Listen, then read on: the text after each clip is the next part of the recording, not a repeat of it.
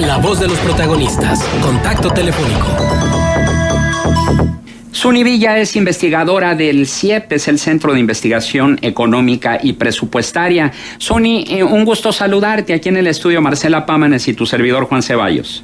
Buenos días a los dos, qué gusto saludarlos de nuevo y a todos por allá en Torreón también. Gracias, Suni. Y bueno, pues para informar al auditorio tu opinión y los datos que tienen en cuanto a la relación costo-beneficio de los gastos gubernamentales en publicidad y difusión de medios. Sí, bueno, Juan, definitivamente estos como ya los mencionabas, estos sobre ejercicios que se han estado haciendo, es una observación que desde el colectivo por un presupuesto sostenible que está conformado por CIEP y otras organizaciones, entre ellas Fundar, México Evalúa, pues bueno, hemos estado presionando de cierta forma desde la sociedad civil para que se haga un seguimiento más puntual, sobre todo estos gastos de comunicación que, como dices, bueno, se presupuesta una cosa, se termina gastando otra y lamentablemente esto es una atribución que tiene la Secretaría de Hacienda y que nos damos cuenta hasta que una vez que ya sucedió. Entonces aquí radica la importancia en que cada vez más vayamos exigiendo un presupuesto pues más en tiempo real, no esperarnos hasta que llegue el informe trimestral para enterarnos de que todo lo que se ha sobreejercido ni siquiera o tampoco la cuenta pública. Y en cuanto al costo-beneficio que mencionas, Juan, pues esto todavía depende mucho en qué, ¿verdad? No es lo mismo que se esté gastando en publicidad de la obra que inauguraron, que todo el mundo ya lo sabe, a que se esté dando publicidad sobre cómo acceder a los beneficios de algún programa social. Entonces, pues bueno, la variancia entre estas publicidades puede ser mucha, el beneficio puede ser pues bastante considerable. Como te menciono, no es lo mismo hacer publicidad en un programa social de cómo acceder a él que dar viáticos de más a todas estas comisiones y viajes que se han hecho en las diferentes giras del presidente, ¿no? Ahora, es un hecho que no es privativo únicamente del gobierno federal, también los gobiernos estatales y municipales ejercen estos sobreejercicios en materia de publicidad y propaganda, y dábamos cuenta hace unos momentos de la nota en la que el municipio de Torreón se gastó 5 millones de pesos más en comunicación social en el primer semestre del presente año. ¿Cuál es el diagnóstico que tienen ustedes a nivel nacional, Suni? Pues mira, sin duda esto es algo preocupante, esto es algo que no debe suceder, no deberíamos de tener este tipo de porcentajes de sobreejercicios en magnitud. Sin embargo, como te menciono, Juan, esto es algo que, por un lado, la Secretaría de Hacienda a nivel federal tiene la atribución de, en los estados no dudo que sea la figura muy similar, pero sin embargo, Juan, hay que ponerlo en perspectiva. Porque, bueno, 8 mil millones de pesos sí puede ser mucho. Pues, allá quisiéramos cada uno de los ciudadanos al menos un poco de eso. Pero, sin embargo, si lo vamos a ver a presupuesto nacional, no hay que irnos con el cuento que resolviendo esto vamos a darle sostenibilidad al sistema fiscal mexicano y ya se va a resolver todo el problema de la corrupción. Hay muchas otras cosas más que todavía pueden ser más significativas que los gastos en comunicación, que ya en sí es un problema grave, pero no es el meollo del asunto, ¿no? Sin embargo, creo que sí es digno de comentar y analizar el hecho de la relación costo-beneficio, es decir, cuánto nos está costando a los mexicanos estos gastos de publicidad y propaganda y qué beneficio nos dejan a nosotros como ciudadanos, pero sobre todo, qué beneficio le deja a los propios gobiernos, porque es un gasto en el que se supone pretenden posicionar la imagen y sin embargo resulta paradójico que mientras más se gasta, la imagen va en mayor deterioro. ¿Qué opinas? Claro, bueno, esto depende, como te mencionaba, depende de qué es lo que se esté publicitando. No es lo mismo pagar gastos de comunicación de las campañas que hace el gobernador o el presidente municipal, o en este caso el presidente federal, a hablar de las campañas de comunicación que tiene la Secretaría de Salud. creo que los fines son distintos y los beneficios son diferentes. Obviamente tampoco hay que menospreciar el hecho de que esta publicidad que se haga a nivel federal sí que afecta la imagen, pero pues bueno, afecta la imagen porque todos pagamos impuestos y creemos que eso no es lo prioritario. Entonces definitivamente tendríamos que estar buscando que no se incrementen en esa proporción los gastos en comunicación, aunque siguen estando dentro del margen de la ley, porque evidentemente pues hay sectores prioritarios que se deberían de atender. Pero también otra cuestión digna de crítica es el hecho de que mientras se dan estos sobreejercicios de 100, 200 y hasta más del 300% de lo presupuestado, hay otros rubros que sí son prioritarios para la comunidad, como el de la seguridad pública, donde se dan subejercicios drásticos, como el hecho de que, por ejemplo, en los fondos para la seguridad pública, fondos federales, en el caso de Durango específicamente, apenas se ha ejercido un 0.3% y en el caso de Coahuila apenas un 6%. ¿Cómo se interpreta eso? Totalmente, Juan, y bueno, esto refleja un poco de la debilidad que está teniendo el Estado mexicano, y también, y como Estado me refiero a la administración pública, tanto federal como los estados. No es muy grave el hecho de que se estén priorizando gastos en comunicación y que se estén menospreciando gastos, como bien lo mencionas, en seguridad, o bien, como bien lo dice la teoría del Estado, en defender los derechos de propiedad, que a fin de cuentas para eso está hecho el Estado. Para eso se hicieron cualquier gobierno fue hecho principalmente para asegurar los derechos de propiedad. Cuando se está menospreciando el gasto en seguridad pública, esto habla de una debilidad del Estado por sí mismo. Es decir, le estoy dando más a que me conozcan porque sé que esto es una democracia que lamentablemente no está funcionando para los fines que fueron creadas, por la manera en la que está diseñada.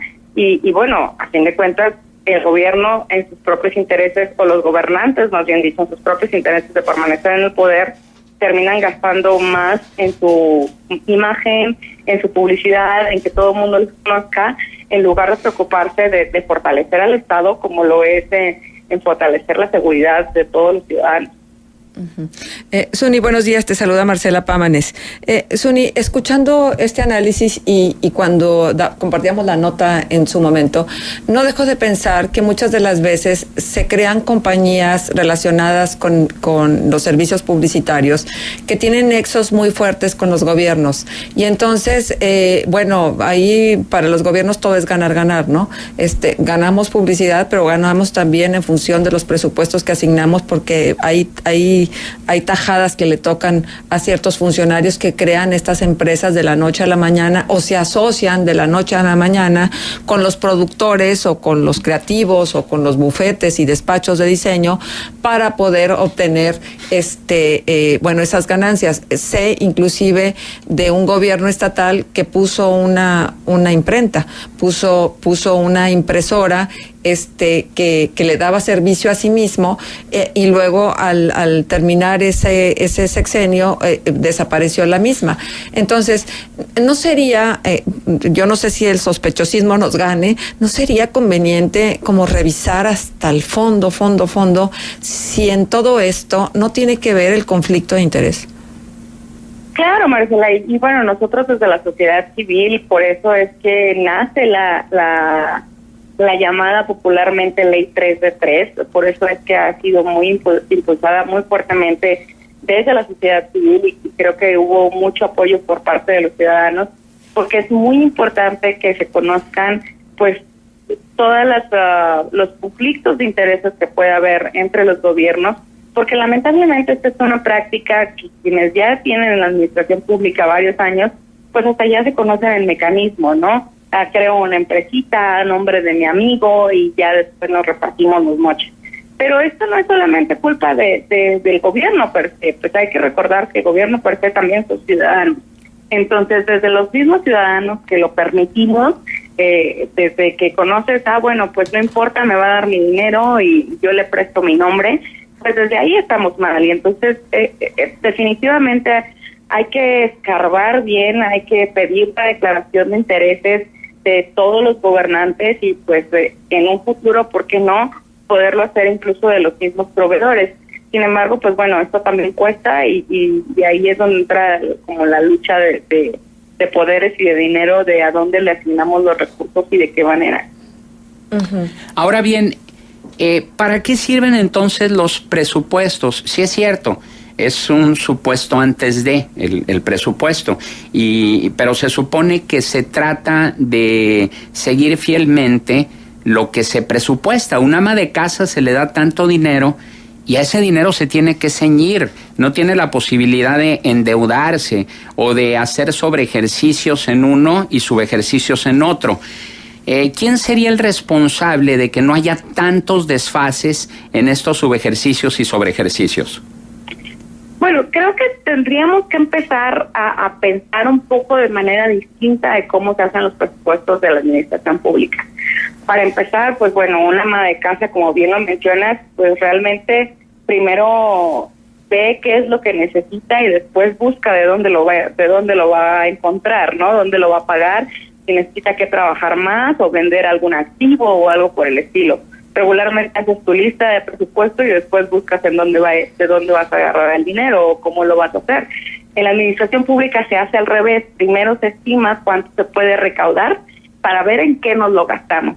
Y entonces, como el mecanismo es al revés, pues bueno, aquí terminamos teniendo a veces recursos de más o recursos de menos, que en los últimos años han sido de más, y como no existen los mecanismos de control para poder hacer que se respeten los sectores prioritarios, pues a fin de cuentas se terminan asignando en lo que básicamente los gobiernos quieran. Uh-huh. De lo cual es bastante lamentable y nosotros hemos hecho un llamado tanto a la Cámara de Diputados como a la Cámara de Senadores para que puedan legislar y vigilar estos gastos, porque a fin de cuentas pues esta es su mayor responsabilidad, más que llevar recursos para sus estados. Suni, y en esta contabilización de los recursos que se destinan a la propaganda y la publicidad de los gobiernos, por supuesto que no está contemplado el monto de verdad impresionante de los tiempos oficiales.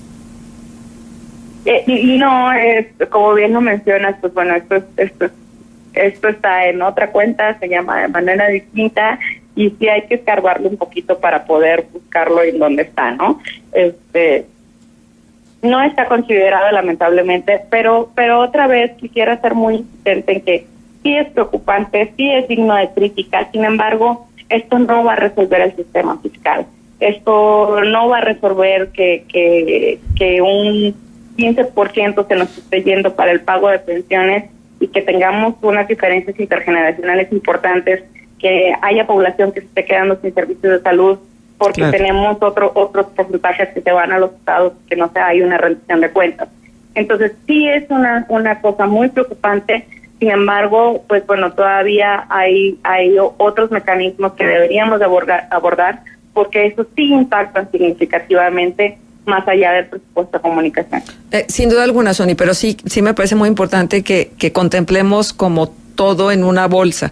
Es decir, si escandaliza esta cantidad del sobregiro de los presupuestos para publicidad, y si a eso le añadimos lo que costaría comercialmente el tiempo oficial que se han destinado a ellos mismos, porque finalmente son los diputados los que autorizan los tiempos oficiales y ellos obedecen también a las encomiendas de sus partidos, pues nos vamos a dar cuenta que es una cantidad verdaderamente inadmisible. Claro, Marcela, las cantidades, la verdad, son bastante considerables. Sin embargo, insisto, sí esto es preocupante, sin embargo, sigue estando dentro de la ley. Deberíamos estar presionando a nuestros legisladores y cada vez que hay elecciones preguntarnos estas cosas y no irnos con las promesas de campaña de si voy a recibir cuánto dinero o de cómo nos va a tocar. Creo que es una obligación ciudadana que todos debemos de tener. Y es escandaloso, claro, porque es el dinero de todos y deberíamos estarlo vigilando, y sobre todo si pagamos impuestos. Claro. Muy bien, Suni Villa, investigadora del CIEP, Centro de Investigación Económica y Presupuestaria. Agradecemos tu valiosa colaboración aquí en Contextos. Un gusto, Marcela, un gusto, Juan. Gracias. Buenos días.